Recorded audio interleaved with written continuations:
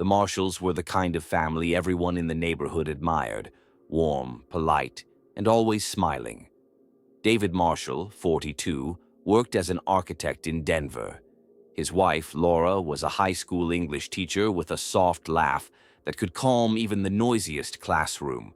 Their two children, Emily, 17, and Ryan, 10, filled their small brick house with noise, music, and the usual chaos of family life. It was late June when David suggested a short road trip, just the four of them. No phones, no work emails, no distractions. They had planned to drive to Yosemite National Park, then continue south toward the coast. Laura had been hesitant at first. She didn't like long drives. But David insisted it would be a chance to reset, to just be us again. The morning of their departure was bright and cloudless. Emily recorded short clips for her social media, her father loading the old Ford Explorer, her brother chasing their golden retriever around the driveway, her mother locking the front door and laughing about how she'd probably forgotten something important. Inside the car, there was that particular excitement that comes only at the beginning of a family trip. The smell of coffee in travel mugs, the sound of music mixing with the hum of the highway, the familiar teasing between siblings. For the first few hours, everything was perfect.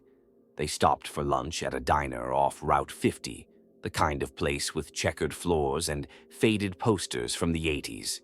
The waitress complimented Laura's necklace and handed Ryan a free slice of pie for being such a polite young man. David tipped generously, smiling in that way he always did when he was quietly proud of his family. Back on the road, the scenery changed. Mountains rising in the distance, trees growing thicker, the sky stretching endlessly above. Emily took photos through the window, capturing the way sunlight spilled across the dashboard. But as the day slowly drifted into evening, something about the atmosphere shifted. A light fog began to roll across the highway, soft at first, then thicker, until it blurred the world outside into pale gray shapes. David turned down the music. Laura glanced at the GPS, frowning. "That can't be right," she murmured. The route had suddenly changed, rerouting them through a narrow, unfamiliar road. "Maybe it's construction," David said, though his voice lacked its usual calm. Emily looked out her window. "There's no one here," she said quietly. She was right. The highway had emptied. No headlights behind them, no taillights ahead. Only their own reflection on the wet asphalt and the whispering hiss of tires against the road. The fog grew heavier. The GPS glitched again. And as the last pink streaks of sunset faded, a low unease settled inside the car. Ryan broke the silence first. "Dad, are we lost?" David forced a smile. "Of course not, buddy. We'll be fine." But even Laura could hear the hesitation in his voice. She reached out and rested her hand on his arm, whispering, "Maybe we should stop for the night." He nodded slowly, though they were miles from the nearest town. Outside, the road wound through dense pine forests that seemed to lean closer the farther they drove. The air turned colder, the light dimmer. Emily switched off her phone's camera when the signal vanished. None of them said it aloud, but each of them felt it. A faint, crawling sense that something wasn't right. And as the car disappeared into the fog, swallowed by the vast silence of the mountains, one quiet thought lingered in the back of Laura's mind. They never should have taken this road. The fog had thinned by morning, revealing a sky of pale gray and a road that looked almost foreign now. Unfamiliar hills, narrow shoulders, and pine trees that seemed to go on forever. The Marshalls had pulled over the night before near a small rest stop, where David had decided they'd sleep for a few hours in the car rather than drive blind through the mist. When the first light broke, Laura woke to the sound of birds and the distant rush of wind through the trees. For a moment, she couldn't remember where she was. Then she saw Emily still asleep in the back seat, headphones dangling from her phone, and Ryan curled up beneath his blanket. David was already outside, stretching beside the SUV and sipping cold coffee from a thermos. "Morning," he said with a tired smile. "Guess we made it through the night." Laura smiled faintly, though the unease hadn't completely left her. Something about the stillness of the place felt unnatural, too quiet for the open road. She checked her phone. No signal. The GPS, when she turned it on, still displayed that strange detour from last night. They decided to keep driving anyway. For the first few hours, everything seemed fine again. They passed long stretches of forest and fields of tall grass waving in the wind. Emily played music from her phone and took a few more pictures, though this time she didn't post any. "No service anyway," she muttered, leaning her head against the window. By noon, the road began to narrow into a single-lane route that snaked between low mountains. David slowed the car. Wooden signs appeared at the roadside, names of towns none of them recognized. "Does anyone know where Crane Hollow is?" he asked aloud, reading from one of the faded boards. Laura shook her head. That wasn't on the map. They reached a small gas station not long after, the first sign of life they'd seen in hours. The building looked old, its paint peeled and windows dusty. An older man stepped out as they parked. His clothes were worn, his expression unreadable. "Morning," David greeted him cheerfully.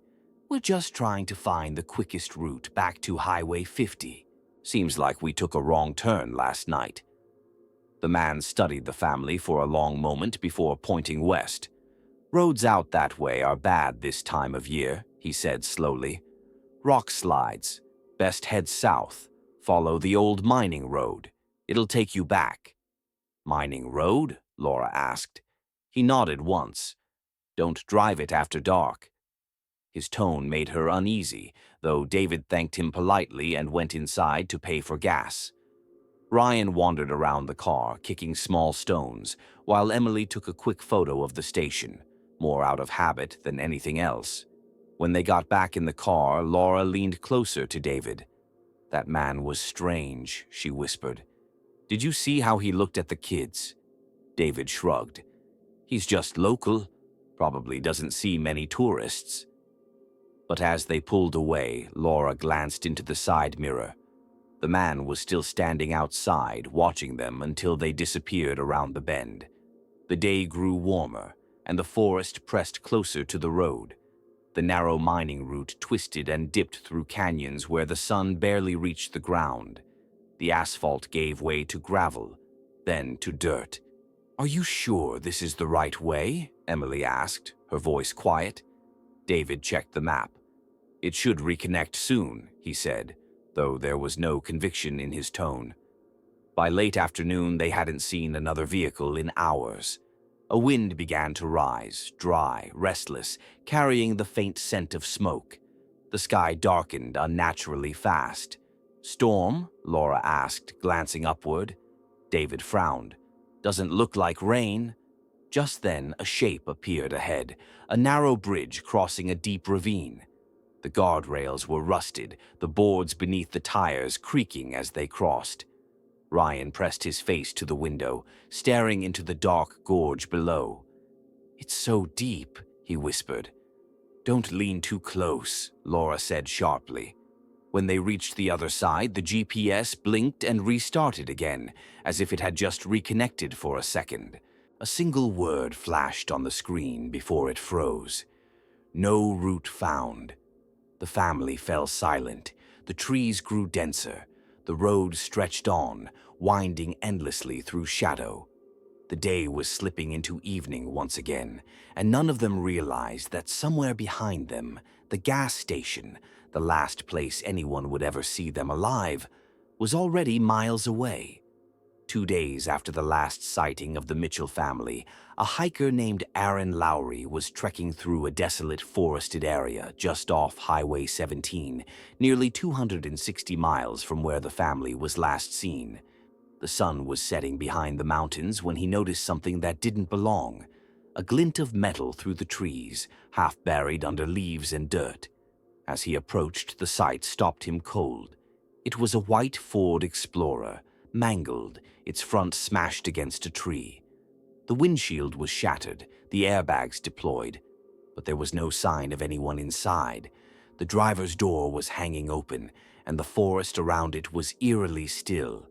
No footprints, no blood, no movement. Aaron called 911, and within hours the area was flooded with police, state troopers, and search and rescue teams. The plates confirmed what they feared. It was the Mitchell family's car. Detective Laura Kenning was among the first on the scene. She remembered the first thing she noticed wasn't the wreck itself. It was how clean it was. There was no mud on the tires, no dust on the body, as if it hadn't been sitting there for 2 days in the open. Inside, officers found the family's belongings: backpacks filled with clothes, toothbrushes, and snacks. A camera, its last photo taken at a gas station an hour before they vanished. The father's wallet, still holding cash and credit cards. A half-eaten sandwich on the passenger seat. But there were also strange details. The driver's seat was pushed far back, too far for Tom Mitchell to have driven. The passenger seatbelt was torn clean through, as if from immense force. And most unsettling, the GPS system was missing its memory card. Detective Kenning ordered the surrounding woods to be searched. For miles in every direction, officers combed the forest, calling out names: Tom, Sarah, Emily, Jake. But no one answered. Then came another twist. About 500 yards from the crash site, search dogs picked up a scent trail, only for it to end abruptly in a clearing, as if the family had simply vanished into thin air. The medical examiner later confirmed there was no sign of blood or struggle in or near the car. The impact wasn't even severe enough to cause major injury. The car had come to a stop after hitting the tree at low speed, so the question became, why did they leave? And if they did walk away, where did they go? When detectives reviewed the dash cam from a nearby truck that passed by the area around the time of the crash, they caught a single frame of the Mitchell's SUV parked by the roadside. But in that 1 second of footage, a tall, dark silhouette could be seen standing just behind the vehicle. It wasn't one of the Mitchells, and it wasn't supposed to be there. By the time daylight broke the next morning, the crash site was sealed off. Reporters crowded the roadside, and drones buzzed above the trees. Detective Laura Kenning had barely slept. Her mind replayed that single frame from the dashcam over and over again. The tall, dark figure standing behind the SUV. No face, no features, just a shadow shaped like a person. She ordered a deeper search of the forest surrounding the crash. The area stretched for miles, dense pine, narrow dirt paths, and drops that led down into cold ravines. The teams moved slowly, marking every piece of evidence. By noon, they began finding things. About 300 yards from the wreck, an officer spotted a child's shoe, small, red, and soaked through with dew. Nearby lay a broken cell phone, later confirmed to belong to Sarah Mitchell. The screen was cracked, but miraculously, the SD card inside was still intact. When they accessed it, there were 3 videos recorded the night the family disappeared. The first one was ordinary, Sarah laughing in the passenger seat, while Tom complained about his GPS rerouting them through the middle of nowhere. The second was shakier, Emily in the back seat saying, "Mom, that car's been behind us for a long time." And the third was just 6 seconds long. It showed only darkness, heavy breathing, and then a low hum, something mechanical, deep, almost like a generator or a voice. Then silence. Detective Kenning froze when she heard it. "Enhance that audio," she said. The tech team boosted the sound, and buried under the static was a word, distorted, dragged out, but unmistakable. It whispered, "Stop." That night, the forest search extended past the marked perimeter. A K-9 unit led officers farther north, to a place not shown on any current maps, an old, overgrown logging road that hadn't been used in decades. There, they found more signs, pieces of torn fabric, the remains of a blanket, and strange circular impressions in the soil, as if something heavy had been lowered or dragged. The deeper they went, the quieter the woods became. No wind, no birds, no sound at all. Then one of the officers shouted. He'd found something ahead, a clearing filled with old vehicles, rusted and stripped bare, dozens of them. Cars, vans, trucks, all abandoned, all without plates. Every one of them was missing the same thing, the memory card from their GPS or dash cam. And on the back window of one rusted pickup, written in the dust, were the words, "They took the road." Detective Kenning stared at it, chills running through her. "Who took the road?" she murmured under her breath. But before anyone could answer, the radio crackled. One of the K9 teams had gone silent. When they reached that team's last location, the dogs were there, barking and pulling at their leashes. The officers were gone. Only their flashlights remained, both still on, both lying in the dirt, pointing into the trees. And from deep within those woods came that same low hum again. The search teams returned at dawn, pale and shaken. No sign of the two missing officers, no clear explanation. Just silence where there should have been noise. Detective Kenning stood by the wrecked SUV again, staring at the road where the Mitchells were last seen alive. It stretched on, long, empty, swallowed by fog. But when she checked the drone footage, something didn't add up. The road didn't end where it was supposed to. Maps showed a straight, continuous highway, but in the footage, after a certain bend, the asphalt simply wasn't there. It faded into dirt, then forest, as if the road had been erased. Kenning blinked, confused. "Is this edited?" she asked. The tech shook his head. "Raw feed, no tampering." She decided to follow it herself. They drove miles beyond the marked crash site, farther than any search unit had dared. The deeper they went, the more the landscape seemed wrong. Trees bent inward like archways, and the pavement rippled, uneven. There were no signs, no tracks, no birds, only that same faint hum vibrating through the steering wheel, through their bones. After another mile, they stopped. The road ahead ended abruptly, not like a cliff or a dead end. It just faded into the forest floor, like black paint dissolving in water. The asphalt broke into gravel, then into soil, and then nothing. "Where the hell does it go?" one of the officers whispered. Kenning stepped forward, her boots sinking slightly into the dirt. The air felt thicker here. The trees seemed closer together. Then she saw something glint in the light. A license plate, half buried, rusted. She brushed off the dirt. It belonged to the Mitchells' SUV. "How is that possible?" she whispered. Their vehicle had been found nearly 200 miles away. Then came the smell, faint, metallic, like ozone before lightning. The radio in the car began to hiss, white noise spilling out of the speakers. "Help! Lease!" The voice was faint, but familiar. "Tom Mitchell," Kenning said. "Play that again." The tech rewound the static, boosted it. "We didn't turn the road. It turned for us." And then the transmission cut. The hum returned, louder this time. The ground beneath them seemed to vibrate. One of the officers screamed that his compass was spinning. The GPS flickered, then went dark, showing only one word on the display: recalculating. Panic surged. "We're leaving. Now!" Kenning ordered. They ran back to the cars, but when they looked behind them, the road was gone. The bend they'd driven through had disappeared. Trees stood where pavement had been. "Drive! Drive!" They tore out of the forest, engines roaring, hearts pounding, until the hum finally faded behind them. When they returned to the crash site, Kenning looked back one last time. The fog had swallowed everything again. Later that night, she opened her case file and wrote one line in her notes. "The Mitchells didn't crash by accident. They found a road that wasn't supposed to exist, and once you find it, it doesn't let you leave." Within hours, the Mitchell family's disappearance became national news.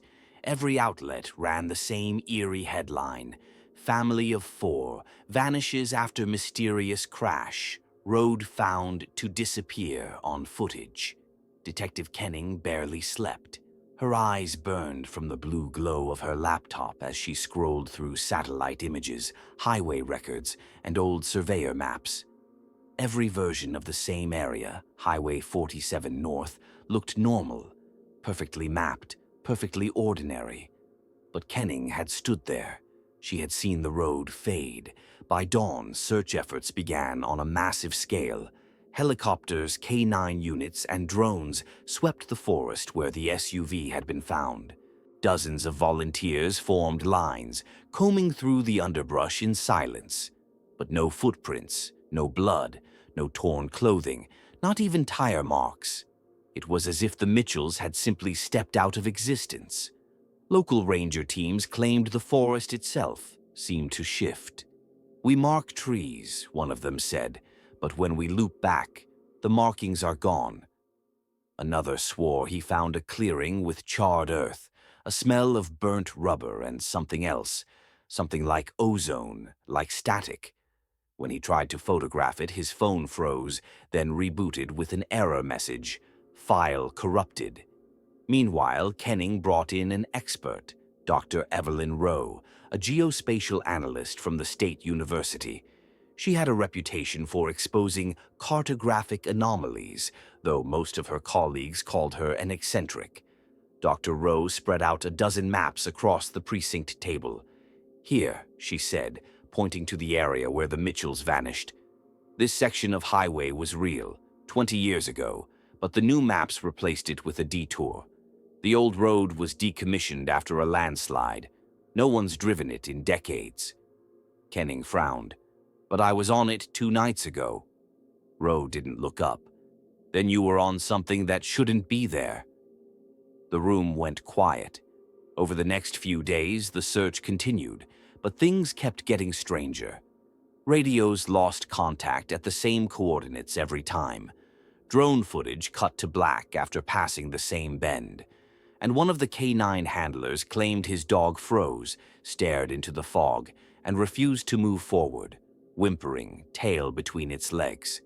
When they returned to the station, they found tire marks leading to the same forest road, but not leading out. Kenning requested backup from the state patrol.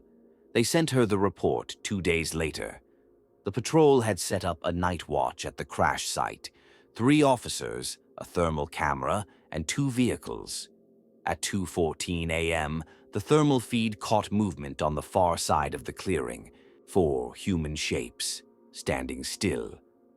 "Could be hikers," one officer said on the recording. But then the figures turned their heads all at once, looking directly into the camera, even though it was nearly a kilometer away. The feed went white. When it returned, the shapes were gone. The officers swore they heard faint voices, laughter maybe, echoing from the trees. Kenning closed the report and leaned back in her chair, hands trembling. "We're not dealing with an accident," she whispered. "We're dealing with something that shouldn't exist." But the department didn't like those words.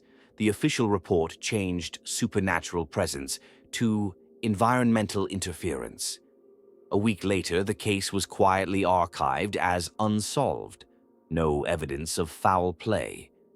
Kenning didn't accept that. That night, she returned alone to the edge of the forest with a flashlight and her recorder. "Tom Mitchell," she whispered into the darkness, voice shaking. "If you can hear this, what happened to you?" The recorder hissed softly. Then, beneath the static, a voice, faint, strained, almost human, whispered back, "We didn't turn wrong. The road did." The light in her hand flickered. Somewhere beyond the trees, the hum began again, low, endless, alive. Months passed, and the Mitchell case drifted from national headlines into the quiet corners of the internet. What had once been breaking news became a collection of rumors, reposted theories, and shaky YouTube documentaries. The official explanation, Mechanical failure and subsequent disappearance into rough terrain satisfied no one. There were no bodies, no personal belongings, and no logical reason why a family's SUV ended up hundreds of miles from the last known location. The area itself began to gain a strange reputation.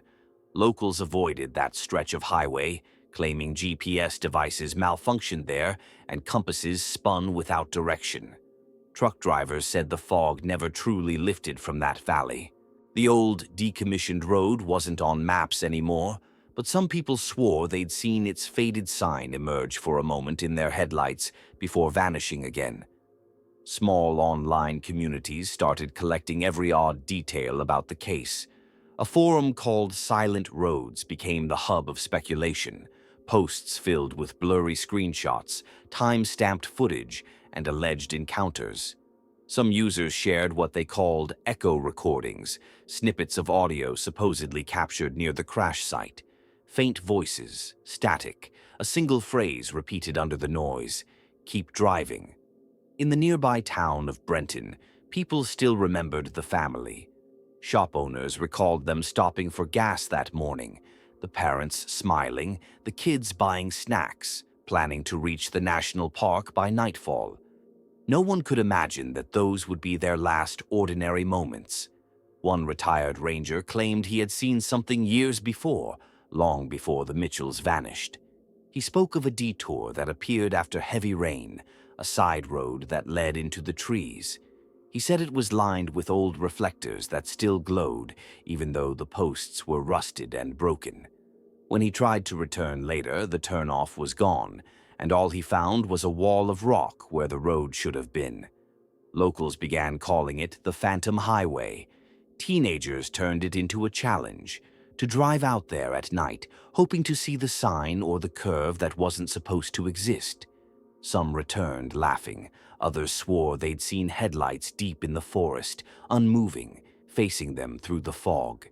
As the years passed, the story grew heavier, darker. A new legend formed. The Mitchells were still driving somewhere, trapped in a loop, reliving the same road endlessly. Some said you could hear an engine idling in the distance when the night was still enough, or see taillights flicker through the trees for a few seconds before vanishing.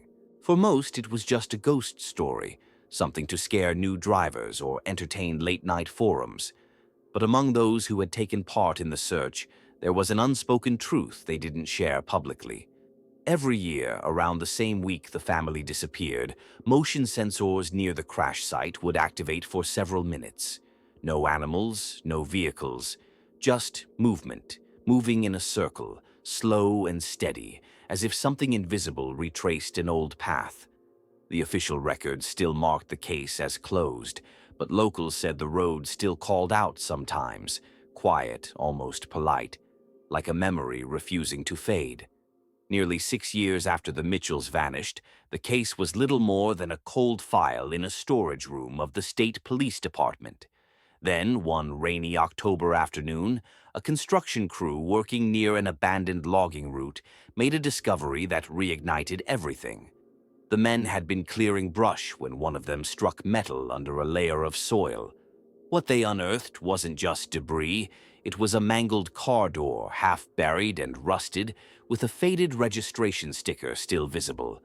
The number matched the Mitchells' vehicle, but that wasn't the strange part.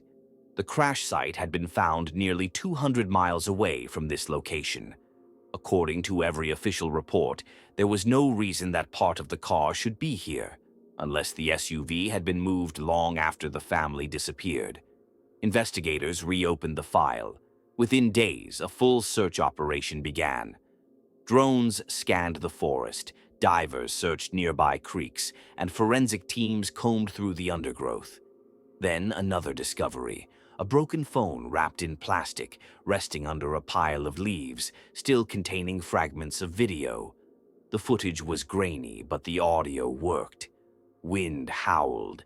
The camera pointed at a dark road, the headlights barely piercing the fog. Someone whispered, "We shouldn't be here." A child's voice replied, but the sign said, "Keep going." Then, static, Experts restored a few frames from the video, revealing what looked like an old wooden sign on the side of the road. It read, "Detour, Route 191A." No such road existed on any state map. When authorities checked old records, they found that Route 191A had been decommissioned in 1978 after a landslide destroyed part of it. It was officially erased from infrastructure logs decades before the Mitchells' trip. Local news picked up the story immediately. Social media buzzed with theories: time distortion, cover-ups, government experiments, even supernatural portals. But one thing no one could explain: how the video ended with the camera tilting upward, showing faint taillights ahead, floating in the fog, not attached to any visible car. Within a week, people began flocking to the area: amateur investigators, ghost hunters, journalists. They found remnants of tire marks, all leading toward what seemed to be a dead end at the base of a cliff. Yet some claimed that when they drove there at night, the road appeared to keep going for just a few seconds more, a stretch of perfect asphalt disappearing into the mist. Police sealed off the location, citing hazardous terrain. But rumors said some of the officers refused to go near it after dark. One volunteer from the original search team told a reporter that he'd seen the footage before the public release.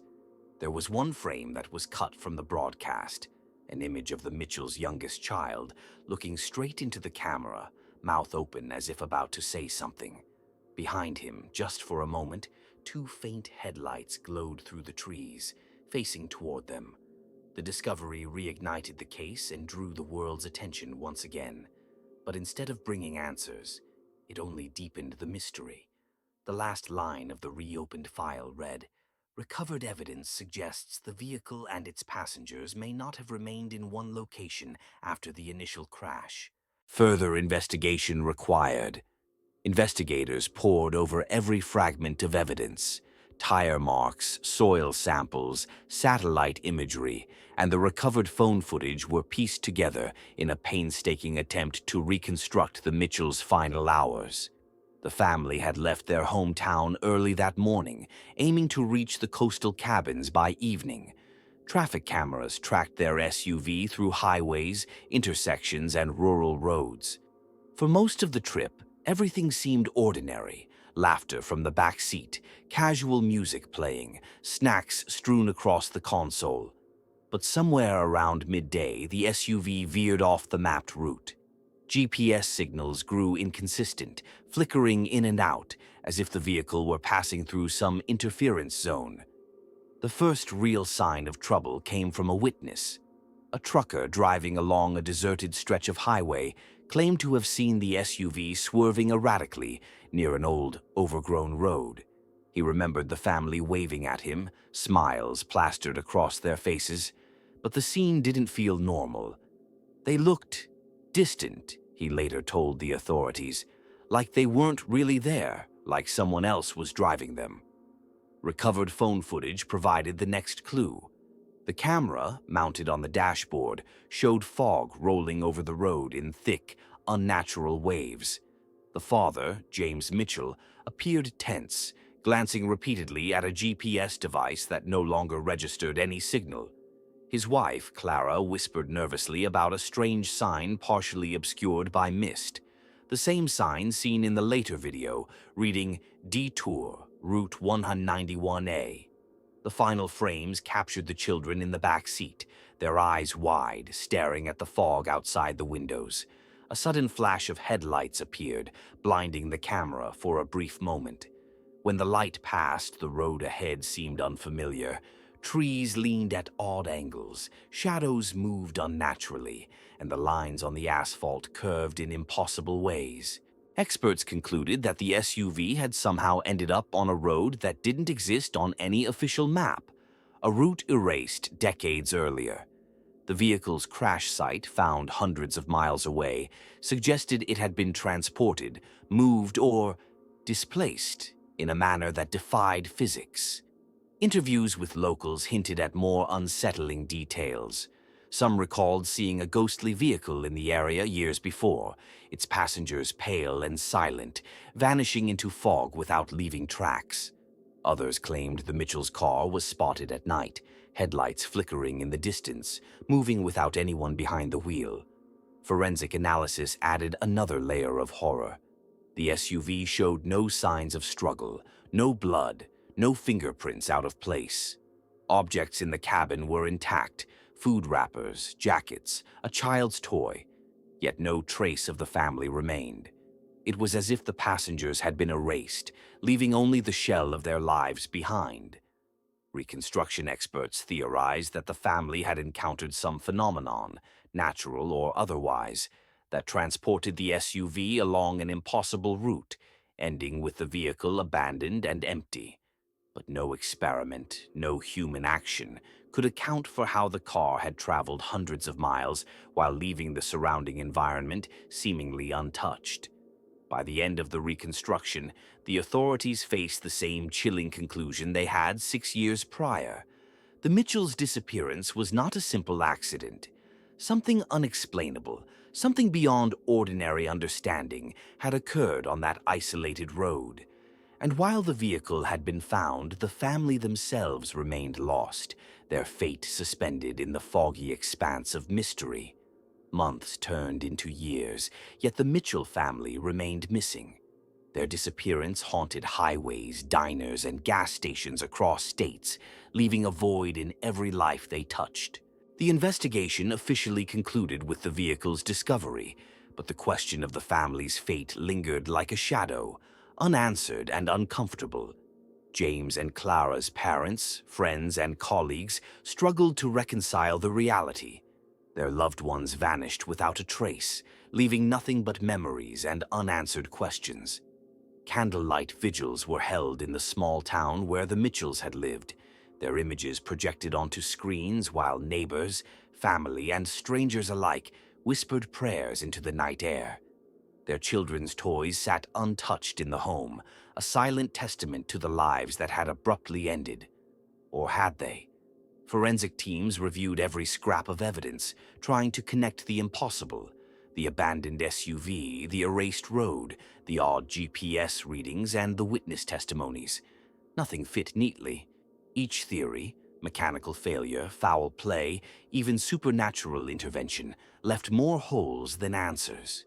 The car's intact cabin, the lack of footprints, the undisturbed surrounding environment suggested a disappearance that defied conventional explanation. Years later, an unexpected breakthrough arrived. A hiker exploring a fog-dense valley along an uncharted stretch of Route 191A discovered a hidden diary wedged beneath a boulder. Its pages were damp but readable, detailing a road trip that matched the Mitchells' journey, a family's laughter, the sudden fog, an inexplicable detour, and the feeling that someone, or something, was guiding them. The final entry was chilling. "We are not lost, but we are not here either. The road chooses." This discovery ignited a flurry of media attention. The story, once relegated to unsolved case files, became a nationwide fascination. Documentaries, podcasts, and news segments analyzed the diary, the vehicle, and the witnesses' accounts, all trying to make sense of a disappearance that had evaded logic for so long. Yet, even with new evidence, the family themselves remained absent. Emotionally, the impact rippled through those left behind.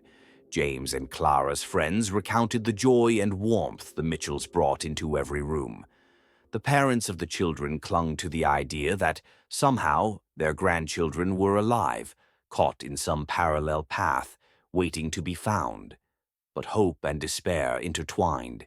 Each new clue that seemed promising only deepened the mystery. Ultimately, the case was closed officially, marked as an extraordinary unsolved disappearance. Investigators left with the uneasy understanding that not all phenomena could be explained by human reasoning. Philosophers, scientists, and paranormal researchers debated endlessly, yet the Mitchells' fate remained suspended between theory and imagination. The open-ended nature of the tragedy forced a universal reflection. Life could be abruptly altered, ordinary moments could vanish, and sometimes the universe itself seemed to withhold answers. In the quiet of a foggy road, miles away from any comforting light, the empty SUV rested as a monument to the inexplicable, a reminder of a family's journey that ended, or perhaps continued, beyond the reach of comprehension. The world knew the vehicle was found. The world knew the family disappeared. But what truly happened? That question lingered unanswered, haunting the empty highways and fog-laden valleys, whispering to anyone who dared wonder. Some mysteries were never meant to be solved.